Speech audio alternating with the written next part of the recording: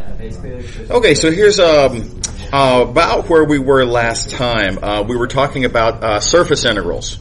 And what I ended on, just very quickly, quick reminder, there's a lot of analogies, very strong analogies between flux integrals, as I like to call them, and work integrals, as I suppose you might call them. But more specifically, vector surface integrals of a vector field over a surface versus vector line integrals of a vector field over a curve. So they're computing. They're motivated by completely different physical quantities. Not only that, they're motivated by different points of view on what the vector field represents. Here we're thinking of the vector field as representing a flow, whereas here we're thinking of the vector field as representing a force. And there's very different sort of, physical, applications, at least in terms of how we've motivated them. But the mathematical constructions, lots of analogies. And so we went through and talked about those analogies last time. I won't go through and do that again. Just, for your own consideration, though. I mean, to whatever extent you understand a certain aspect, that, you understand how, the role that ds plays, in this integral. Well, good news. There's a strong analogy between that and how d capital S plays a role in these kinds of integrals, right? And so if you're, not entirely clear on what this connection is, perhaps, well, then look and see what this connection is. Whatever you understand about how that works should inform that. Okay, all right. So I think it's a really nice point.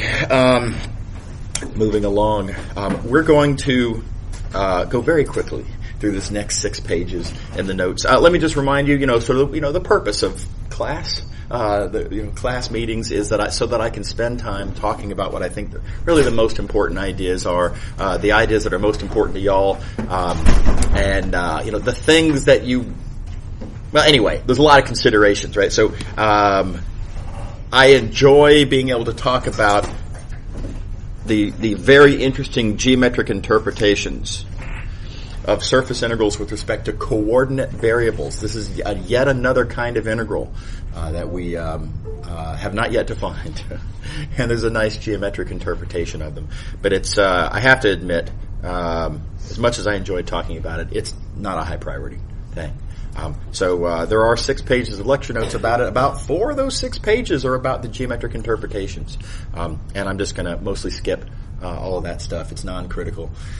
If you do want to see more discussion, if you're curious about the geometric interpretations of surface integrals with respect to coordinate variables, that I'm going to give you a short presentation on, don't forget, I have a YouTube channel. All of my classes in the last year or so, at least, are posted on that YouTube channel. And so if you want to see what did I say about this last semester, punch it up, right? It's easy to do. So anyway. Okay, so quick reminder, we have this vector differential for vector line integrals. The dx vector tells you everything you need to know about a piece of curve. The direction that it points tells you about the orientation of the curve. The length of it, its magnitude, tells you about how big is that little piece of curve, right? This is the all-encompassing differential for a piece of oriented curve. And we know that you can pull back through a parametrization like so. Okay. And we did a lot with that, and it's fine. But then we made the observation that you can sort of break that down into coordinates, because v, after all, is the derivative. We know how to compute derivatives by coordinates. And that brings up the question, what should I call the coordinates individually of our vector differential? Right? So that is this, when you break it down by coordinates. What should I call these coordinates? And we gave a pretty good plausibility argument for why that thing should be called dx. Not just because of how it looks algebraically, right? But there's a couple of good geometric points of view on that. So what I want to point out is that we find ourselves in a kind of an analogous circumstance when you're looking at surface integrals. Let's look at that surface vector differential, ds. Right? Again, the all-encompassing differential that tells you about a piece of surface, the direction that vector ds points. That direction tells you how that little piece of surface is oriented, right? How it sort of sits in space. Right? And the magnitude of that ds vector tells you about the area of that little piece of surface. So again, it's the all-encompassing differential, in a certain sense anyway, for a piece of surface. Okay, so again, you can pull that back through a parameterization. I mean, it's a different formula than when we were doing line integrals, but I mean, it's kind of serving an analogous role. Okay. And again, something we did not previously do, but that we could do, in the same way that we broke out V, wrote it in terms of coordinates, and then asked the corresponding question about dx. Well, here I go. I could look at this n, write it out in coordinates, right? After all, there's a formula for n, capital N, xu cross xv. I know how to take partial derivatives of vectors. I know how to take cross products by coordinates. Crank it out, and it turns out this is what you get as the coordinates individually of the capital N vector. It's weird that we never did that, I suppose, right? So anyway, if you do, that's what you get. By the way, I think it's a nice exercise. I want to encourage everybody to do that. It won't take you more than a few seconds, but just actually write out the coordinates of xu and xv and crank out that cross product. And you observe, coincidentally, each one of those coordinates is a determinant. And recall that we have this existing notation for 2x2 determinants of partial derivatives. Okay. All right, so the same exact question comes up then individually. What should I call these coordinates of the ds vector? And here's where I'm going to skip some geometric discussions. There's a very natural, I'll say, way to motivate this. And it turns out that if you look at, for example, since if you do read the details, this is the one I talk about in detail. You have this urge to want to just, to do that, right? To just as if that's legal, as if the du dv and the partial uv, as if those are individual things, and as if you could just kind of cancel them. A strong urge to do it, but you kind of know you really shouldn't on some level, right? But if you do, it turns out that it makes great sense. And it's very natural geometrically. Details for you all to read on your own. So anyway, let me just skip to the punchline then. That is what I'm going to call this thing. That third coordinate of the ds vector. We're going to call that dx dy. Now just for your FYI, this is not to be interpreted as dx space dy. This is not dx times dy. This is a single thing, dx dy. Very quickly, what that geometric interpretation ends up being is that this thing here really does, in a very natural way, represent the area of the projection of that. If you take this piece of surface sitting up in space, and if you look at its projection down into the xy plane, the area of that projection down into the xy plane is pretty close anyway, plus or minus, to what this thing represents. So anyway, pretty natural notation for it, and so likewise, analogously, these are the notations we're going to use to represent these other coordinates. And in all cases, it's as if, again, I get the willies every time I do that, right? Because you're not really canceling, but it's as if you're sort of canceling like that.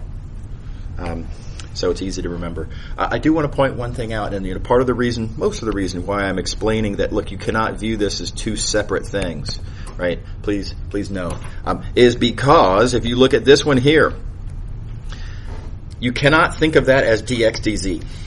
That turns out to not be correct. Here's why that's important. It's important that the z be on the left because over here in this determinant, it is important that the z column be on the left. If you switch them, if you put the z, who cares, right? Let's put the z column on the right and the x column on the left. Your determinant just got an extra minus sign that shouldn't be there, right? So it's quite wrong to switch the order over here, and therefore it would be completely inappropriate to switch the order over here. So the order matters, and so do be very careful about that. So, why are we discussing any of this? Well, you may recall the punchline of why we discussed this back in chapter, I forgot what section it is, but when we were talking about coordinate line integrals. The reason we were talking about that is because having a notation for the coordinates of ds allowed us to break out those coordinates inside of a vector line integral. Well, here is vector surface integral now. And notice we get this analogous kind of alternative notation. What I like to think of as a vector surface integral. Again, let me remind you, that's my personal favorite notation for vector surface integrals. I think it's mathematically very natural. Breaking that out into coordinates, executing that dot product, right? Write out the dot product as, a sum of individual products, right? Vector surface integrals can alternatively be written like that. And just like with vector line integrals, remember I mentioned with vector line integrals that it becomes sort of an alternative notation. If you should choose for whatever reason to not want to write it like this, you could alternatively write vector surface integrals like this. Now a lot of the same questions come up. For example, hey, why would you ever want to do such a thing? Right? It's longer. It's clunkier. These differentials here are more difficult to make geometric motivations of. Individually, these integrals, it's a lot harder to give a physical motivation for. I mean, this is flux. By itself, what is that? It's a harder thing to talk about, and I guess you could force it. You could make it make sense, but it's a lot less easy. It's a lot less natural. So why would we ever do such a thing? Right? And I'm going to give you the same two reasons that I gave you back when we were talking about coordinate line integrals.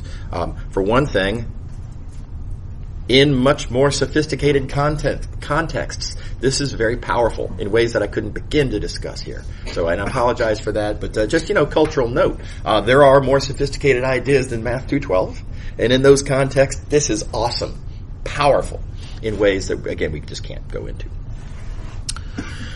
And the other is, because of that power, that, really, really nice, amazing things you can do from that point of view.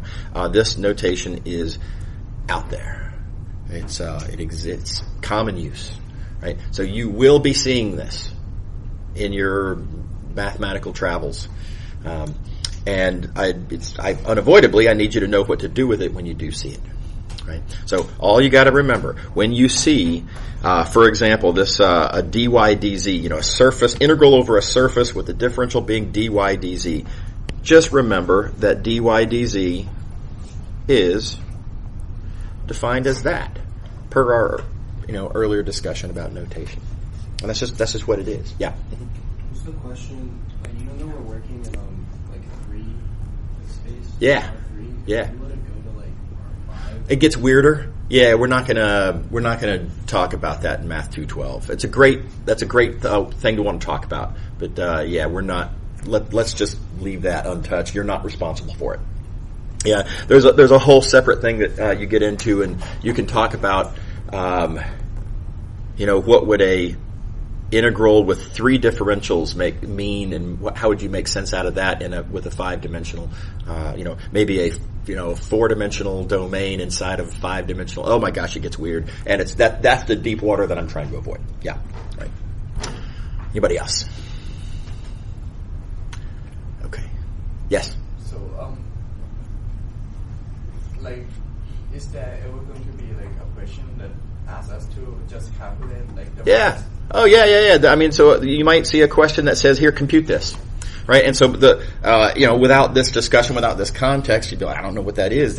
I know how to compute integrals of scalar functions, scalar D capital S, and I know how to compute integrals over surfaces of vector fields dot vector differentials ds vector, but hey, what's that thing, right? So all you need to know in terms of what do you do when you see this is to remember that dy dz again is defined to be that, and that it's just a plug and chug from there. And furthermore, this construction is part of this larger sort of alternative notation for a vector surface integral. That's really all you need to know about these in Math 212. So, heads up, you'll see this kind of notation out there. It's going to happen. Just realize that, what it is. It's an alternative notation for that. Okay.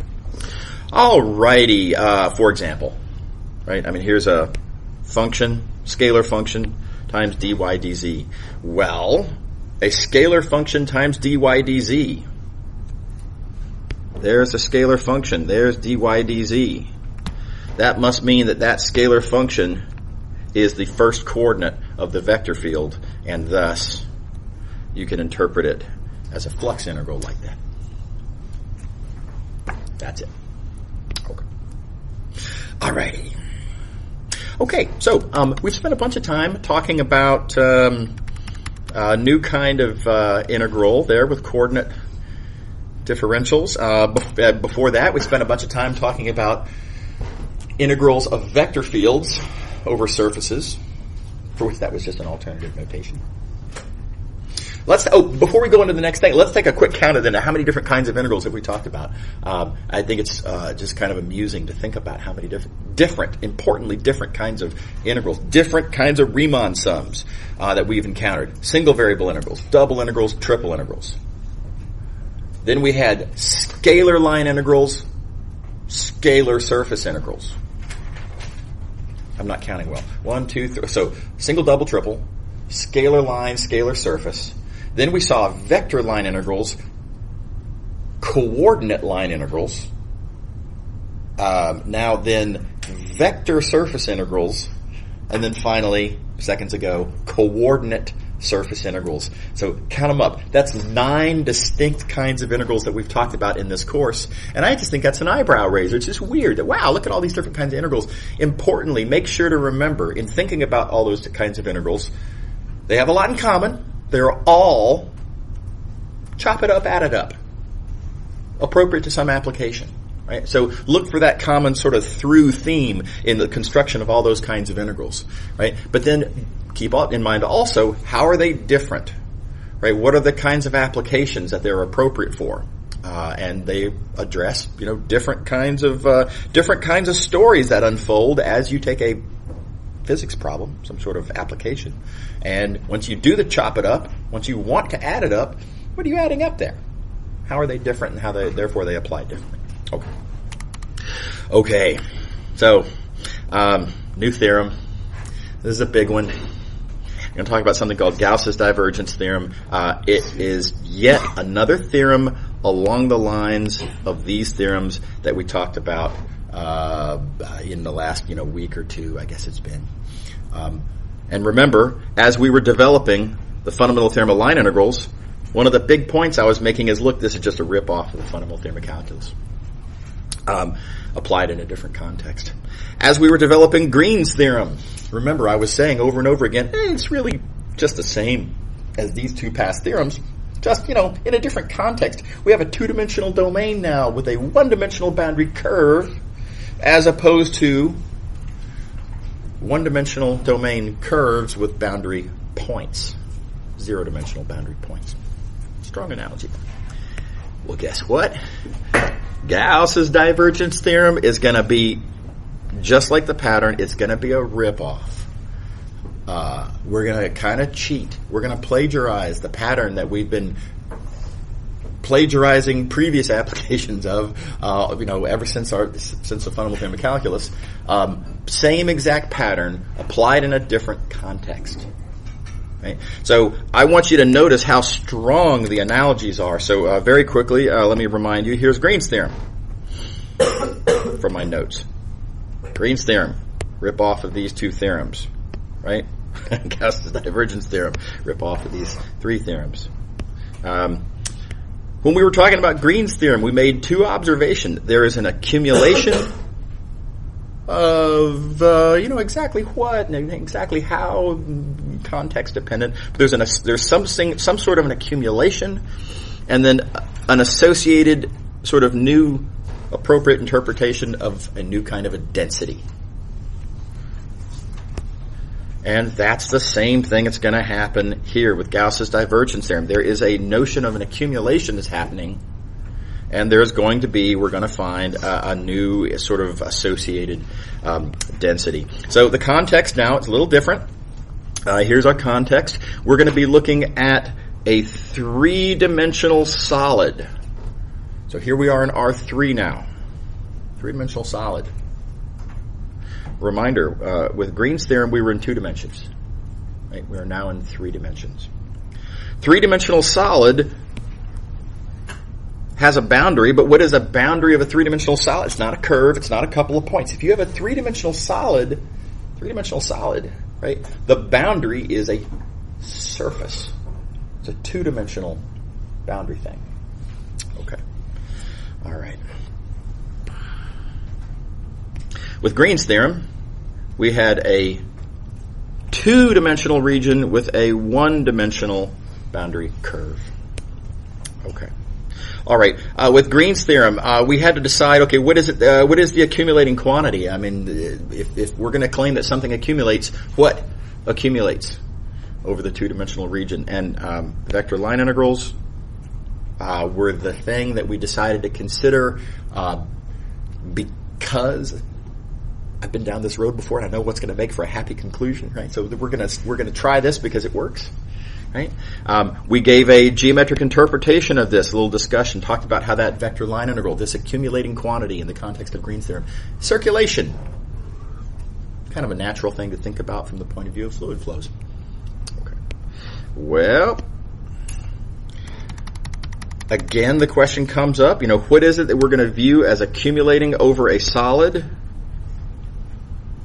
Given a solid here, what is the associated accumulating quantity? And it's going to be, I'm going to loosely describe it as flux.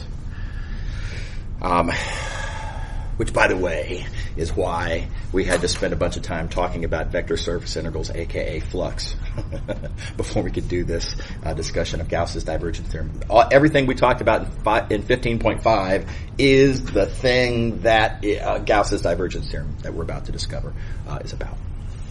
Okay, so it's let me try to draw poorly. What is flux? Flux here is you recall something that given a surface, we're talking about to what extent is fluid flowing perpendicularly through the surface. Right. So given a piece of solid, what I claim is an accumulating quantity, the thing that we're going to discuss is flux outward through the boundary of that solid. So now, loosely speaking, we're going to call it flux, but I emphasize the rest of this discussion matters. We're talking about flux through the boundary of the solid. Now, notice, it wouldn't make any sense to talk about flux through a solid. That's not a thing, right? We only know how to talk about flux through surfaces. So given a solid, we have to talk about the boundary of it to be able to ask about the flux, right? So it is boundary flux. That is our accumulated quantity. Another critical point, if you want, no pun intended, another key point, if you want to talk about flux through a surface, that surface being the boundary, you've got to ask the question of which direction, right? Flux that way through the surface is the opposite of asking what is the flux the other way through the surface. So in order to have a well-defined question, a well-defined quantity to discuss, we make this convention. This is outward-oriented. That's our quantity Q. The thing that we're interested in is outward-oriented. Now, pause. Why outward? What's so magical about outward? Couldn't we do inward? Yeah, totally, you could. That's not the convention. I think it's important to make the same arbitrary conventions that everyone else makes, and in the mathematical world, This is the convention that gets made. There are different points of view, a deeper discussion of why we kind of should pick outward, but that's not Math 212 appropriate. Anyway, I recognize it is arbitrary, but I want y'all to realize that it's arbitrary. Let's say it this way. It was arbitrary until planet Earth decided to do it this way, and now it's important that we be in step with everybody else. Okay. Alrighty. So, we have a question before us. We have a domain and its boundary. We have a quantity that we would like to consider as accumulating over that domain. And we want to ask the question, does the pattern hold? So just like we did with Green's theorem, are we talking about an accumulating quantity? And if so, how does it accumulate and what's the resulting integral you get? And we're going to do the same thing here. We're going to ask, sorry, hit the wrong button there. Is this an accumulating quantity? And if so, what kind of an integral do we get? Real quick before we do that, I do want to remind you of what flux is. Flux represents volume per unit time, quantity per unit time, depends on your units and applications, maybe mass of fluid per unit time. We're not going to worry about that distinction here, but how much of the fluid per unit time is actually passing through the surface? Now, in our particular situation, we're talking about flow through a boundary of a solid. So you can think of this as fluid per unit time flowing out of a region. Right. So, for example, I can talk about imagine a sphere. A ball that I've got here right in the middle of the room, right? And I could blow some air through that ball, and a bunch of weird things happen when I blow air through this little region, solid region of space. Some fluid is going in, but then elsewhere there's other fluid going out of this solid region, right? So what we are interested in, this flux through the entire boundary, is keeping track of grand total over the entire boundary. What is the kind of net quantity of fluid flowing out of the region? And reminder, out, not in, because of our convention, outward-oriented boundary flux. Okay. All right. So, is this an accumulating quantity? And the answer is yes. We have to go through a little process to figure this out. Let me just remind you, when we were talking about Green's theorem, we considered what happens when you have one region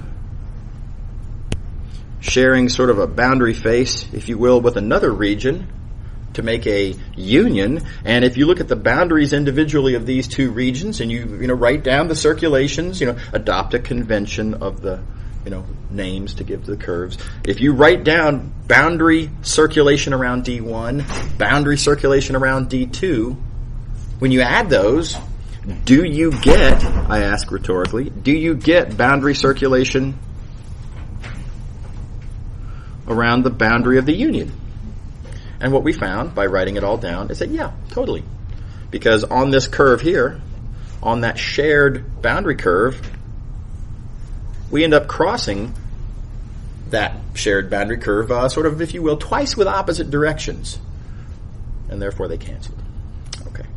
And it is crazy how analogous this is to our new situation. We are going to consider one solid region. It's not a two-dimensional area now. It's a solid region there and a solid region here. And we're going to ask, if I look at the outward-oriented boundary flux out of R1 and likewise out of R2, if I add those, do I get the outward-oriented boundary flux out of the solid? And it's just a matter of writing these things down and being careful with the signs and observing that, yep, totally works. It's a matter of details. So let's walk through this. Now, in order to be able to talk about these things, I've got to be able to talk about these pieces of surface. I'm going to call that S1. I'm going to orient it that way. I'll say no particular reason. It doesn't really matter. There's a temptation to say, well, don't you have to go outward? I emphasize here that S1 is just a piece of surface.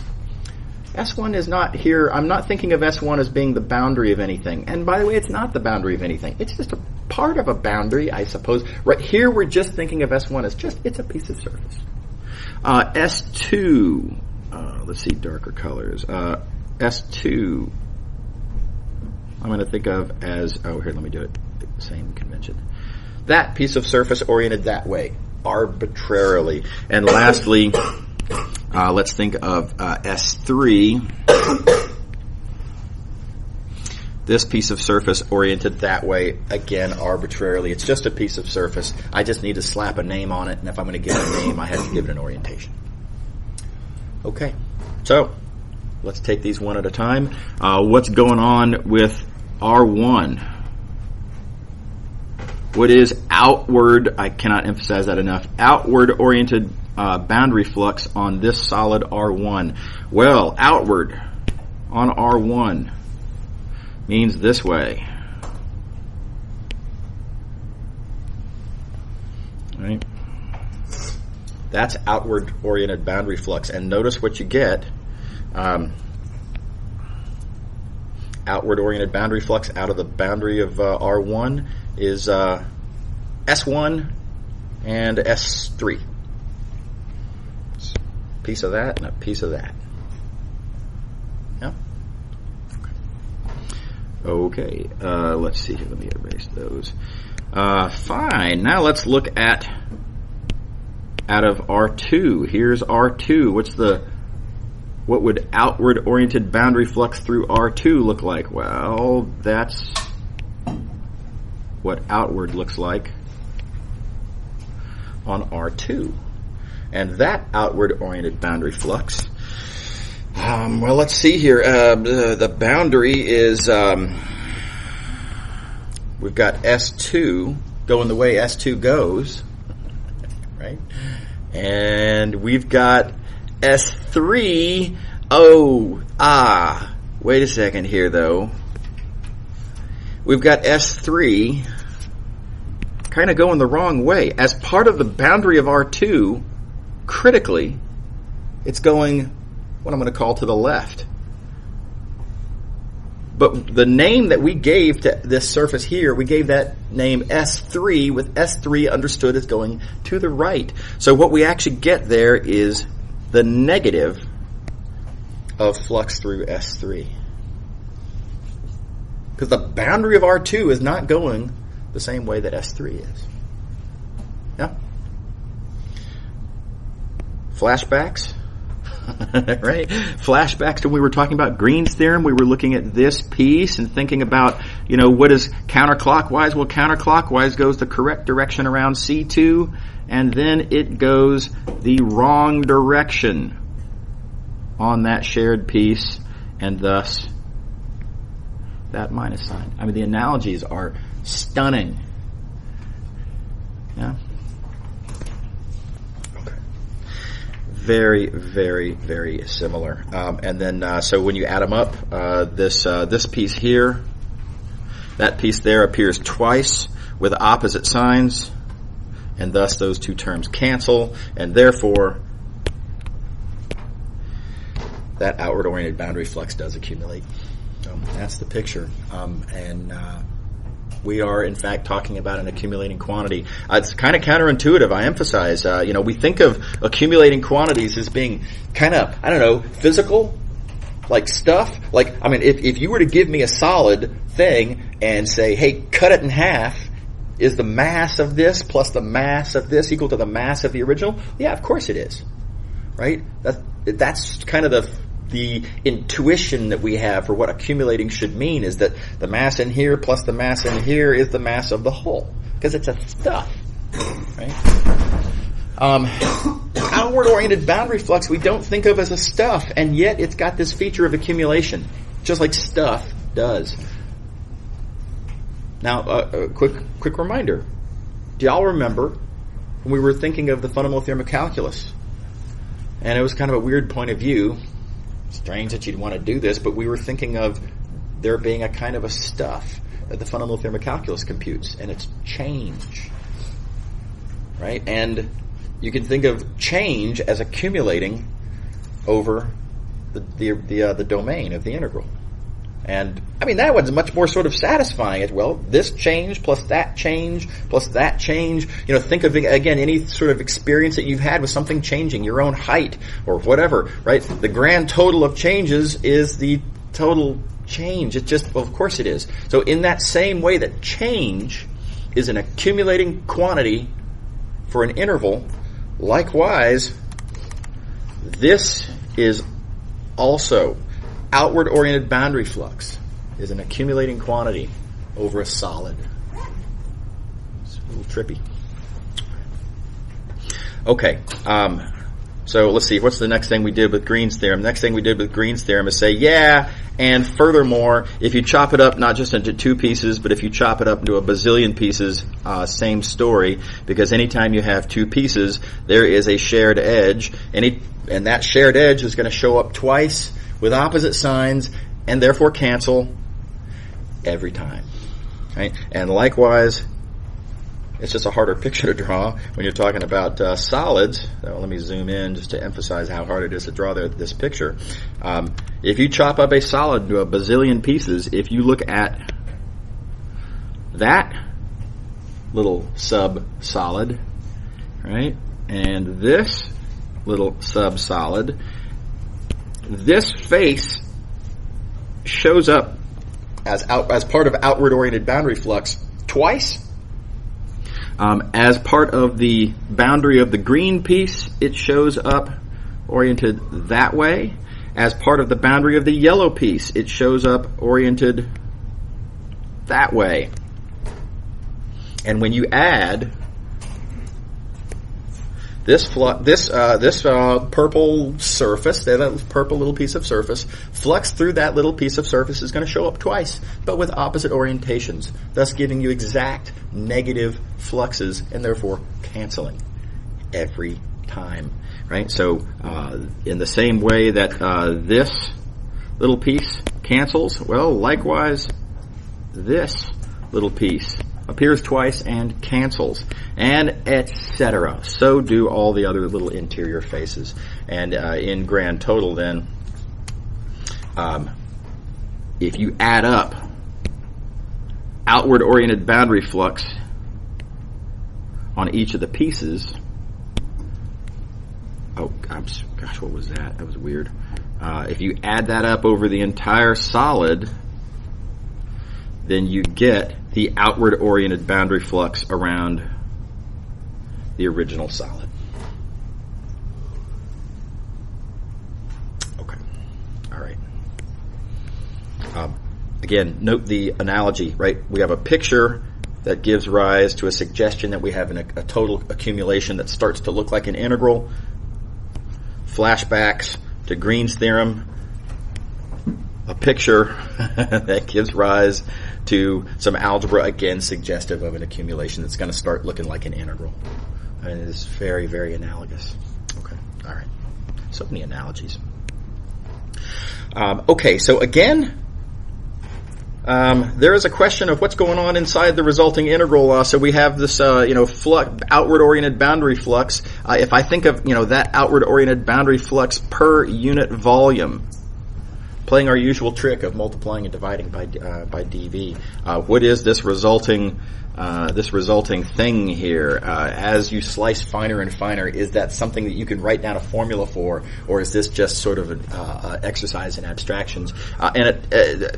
Yes, there are some conditions, and you got to worry about regularity. But details aside, this does work out very nicely. That in the limit can be computed by this formula, and you might notice this is a formula that you'll recognize. I mean, we saw this formula way back. I apologized for showing you this formula in section 15.1 because it came up in 15.1 without any context. I just think that's a weird choice. But anyway, well, whatever. The book's doing it however they want to. And so this is why we care about this expression that at the time we named divergence. No apparent reason. And don't forget this notation, right? Del dot. we care about it because that is the integrand in the resulting theorem. Flux accumulates. You end up with a corresponding notion of an integrand in a new kind of an integral. Note that in this case it's a triple integral. And so why do we care about divergence? Well, because divergence, this thing, plays the role of a density, just like mass density. Mass per unit volume is an integrand in an accumulating integral. So is divergence. Okay. All right. So here's our theorem. Again, there's a bunch of different notations for this theorem. You're going to see this in different forms in different contexts depending on the preference. Here's the one I'll say I like this one for certain reasons anyway. Let me talk about why I like this one. It emphasizes the pattern. This emphasizes that we're talking about a vector field to which we apply this operation of divergence. We're talking about a solid to which we apply this idea of a boundary. And so you can see sort of the diagrammatic pattern there. Let me remind you, when we were looking at the fundamental theorem of line integrals, we take the gradient of a function, you take the boundary of the curve and find that there is a corresponding theorem. Well, here it is again, taking divergence of a vector field is sort of complementary to taking the boundary of a solid, highly analogously in the way that it gives you a new theorem. All right, so you can visibly see what's happening on this diagram here in this notation for the theorem. So that's nice. On the other hand, this one is a nice way to write it as well. Look how compact, right? Flux. Use the capital Greek letter phi to represent flux, and it's just I don't know, it's very convenient. Convenient's good. I like this one too. Then I like this down here. This isn't so much a statement of a theorem. This is just an interpretation. But just remember, let's remind what is it that we're actually computing in this theorem? We're computing an accumulating quantity, that being flux. Outward-oriented boundary flux, of course. It's just a lot easier to say flux. And in the same way that mass, as an accumulating quantity, is a triple integral of mass density dV. The accumulating quantity is computed as a triple integral. Here, because we're not computing mass, here we're computing flux, and so the integrand is flux density, compared to here the accumulating quantity is mass, the integrand is mass density. Alrighty. Okay, so a bunch of different ways to see this. Let's go back to the diagram real quick. Here's how it shows up on the diagram. By the way, you may be wondering what happened to all this stuff in the middle here. We'll worry about this later. Right now, what we're talking about is this and how analogous it is to this. Okay. And one other detail I'll emphasize while we're here. Look at how this theorem shows up.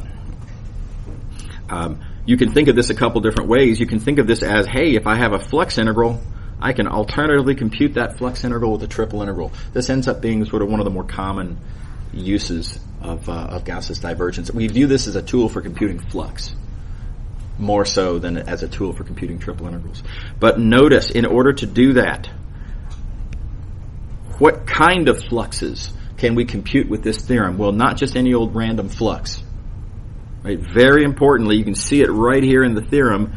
This only makes any comment whatsoever about how to compute flux through a boundary of a solid. Right? Not all surfaces are boundaries of solids. Right? Here's one. Right? Just a kind of a piece of paper, sort of bent, slightly bent piece of paper floating in space. That's not the boundary of anything. Right? That's not a boundary. Gauss's divergence theorem does not directly address flux through that surface at all. Only boundary surfaces. Okay. All right. Okay, so let's get our hands dirty and do one. Is that diagram again that we were just talking about? So suppose I want to compute the following flux. I want to compute the flux of that vector field through this surface, and let's compute flux. Okay. Various options. The first option, I suppose, is, and remember this is always an option, if you want to compute a flux, you can parameterize your surface and you can take a deep breath and plug and chug and plow through. Right? That's always an option. It's always on the table. That'd be a tough option in this case. I mean, think about how that would go forward. I mean, step one, parameterize your surface. Well, my surface is a sphere, which means that my parameterization is going to have a lot of trig in it. X, Y, and Z are going to be chock full of trig functions. Look what happens when you take X, Y, and Z that are chock full of trig functions. Well, your vector field is going to be a nightmare of trig. Right? So it's not that you can't do that, but yikes! Do you really want to do that? Certainly, let's not promote this as our first choice way to go about that. Conceivably, this could work out, but man, that would be a monster to actually crank out brute force. Everybody see why I resist? Why I don't want to do that? Right? Just self-preservation. I just don't want to do that kind of work. Right? Okay. All right. Next question. Can I use Gauss's divergence theorem? Well, I mean, here it is. Gauss's divergence theorem allows you to compute a flux. Right? So, hey, how about we compute the corresponding triple integral? Maybe that triple integral won't be that bad.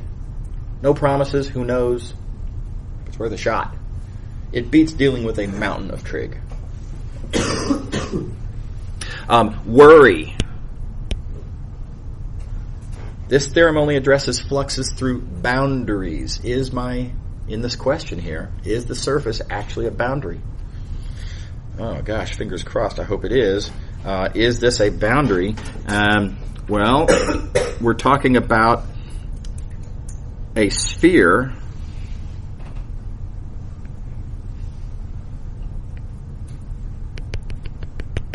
Is that sphere a boundary? Well, there's a temptation to say, yeah, sure, sweet. Look at that. It's the boundary of the ball that sits inside of it. Right? Awesome. Wouldn't that be great? Here's the problem. The boundary, when you say that word boundary, that's, again, a loaded word.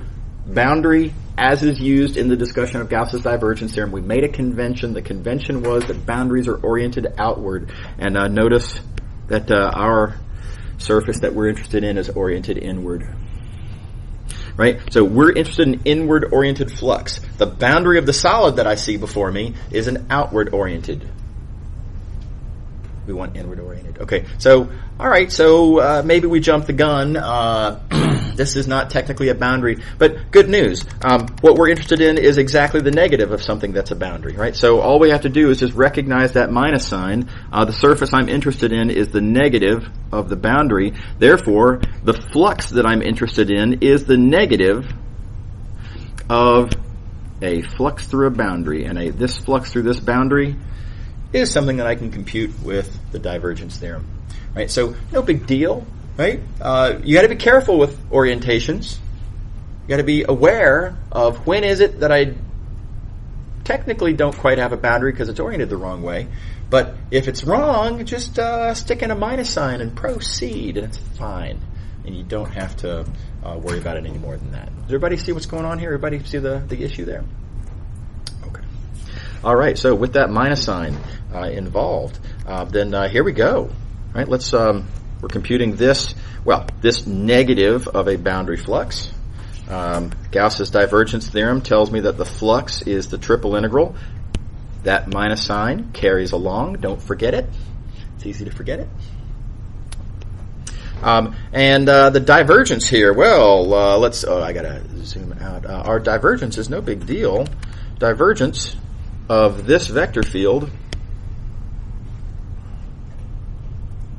that's just a computation to compute the divergence. And don't forget our formula. By the way, this is a formula you should make sure to memorize. The formula for divergence. Divergence is dp dx plus dq dy plus dr dz. Just commit that to memory. Very important. You're going to be computing that thing a lot. So make sure you're clear on it. Make sure not to make it, I don't know why this happens. A lot of students like to make this a vector for some reason and put commas in there and consider divergence to be a vector quantity. That is wildly wrong and meaningless. So don't do that. Right.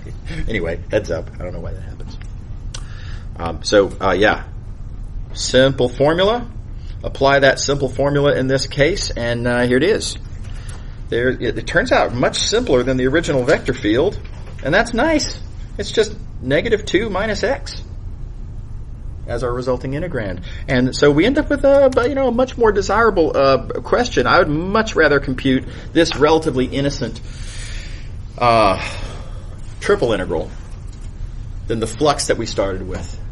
And now you can compute this triple integral. Again, you can brute force it if you want. You can, spherical coordinates, for example, and off you go. That will work just fine. Not the most convenient thing in the world, but do notice if, and this kind of thing comes up a lot, again, please do yourself the favor of trying to save yourself unnecessary effort. If you break this one integral up into two separate integrals, individually, these separate integrals are easy.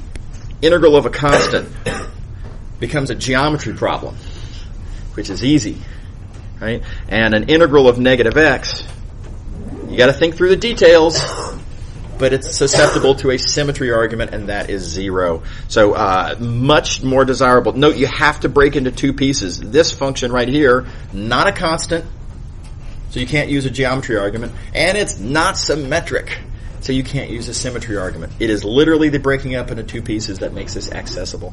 Now, like I say, be on the lookout for this kind of thing. It comes up all the time. Very common in the real world. The world is full of symmetries and spheres and circles and nice, convenient things, and these tricks are awesomely powerful. So, okay, good place to draw the line. See y'all on Wednesday. Have a good day. Do you think that -2 in this